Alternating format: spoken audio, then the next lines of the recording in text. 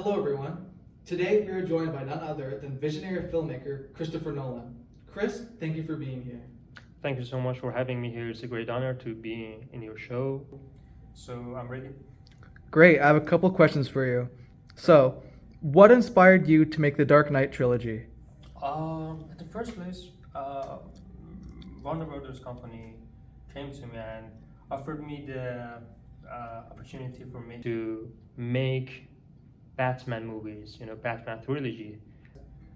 I thought that I had a lot of great ideas to make Batman movies, Batman trilogy, in my own style, in my own filmmaking style. So I had the confidence, so I accepted and tried to, re-narrate the whole character of Batman, not only based on the DC, but also based on the actually some of my own ideas or some interesting ideas that I had.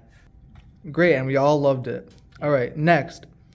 What are your thoughts on cinema and streaming services? Because during Tenet, you were very vocal about how streaming services are like the end of cinema and you went over to Universal actually due to Warner Brothers trying to put your most recent film Tenet on HBO. Actually, it was a horrible time for me because, um, for me, cinema is a very unique discourse of art, and I think the only way you can feel the essence of cinema is through the home theater. So, if you wanna real, if you wanna watch the real movie and you wanna experience the real feeling of watching a film, you must go to movie theater. You must be into that situation in a dark room with stereo sounding to you know get engaged significantly to feel the real sense of the movie.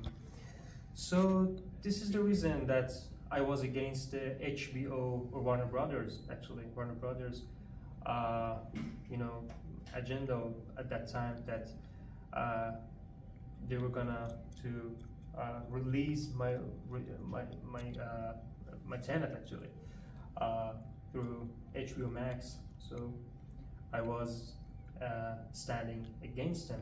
I think cinema is gonna die, and I think it's my responsibility as a filmmaker, as a fan of cinema, especially cinema, not movie or film, but just cinema, to save it. That's great. Your next film, Oppenheimer, is actually based on a true story. So why tackle Oppenheimer? Why this true story? And how are you going to make it big like you always do for all your films?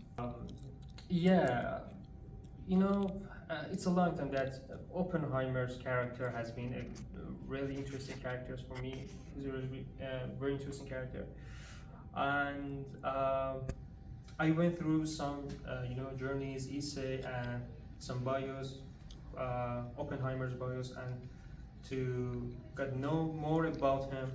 Um, and I found it so interesting, So, and I got that I can re-narrate his story. Re-narrate his story, his story, his biography is perfectly matched to my filmmaking style, and I saw a lot of opportunities, a lot of possibilities to uh, for creating a great movie based on this character. There are some good scenes, there are some you know characteristic arcs and actually interdynamics, so something like that.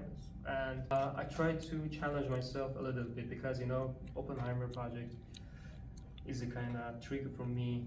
It's actually my first time specifically dealing with a person, with the biography of a person, of a real person. He's not a actually normal person for me. He's a kind of person uh, impact significantly to the world. He made the nuclear bomb, so it's a very big deal. That's the reason I just moved to Oppenheimer. Well, that's great. I can't wait to see it, and I think we all agree.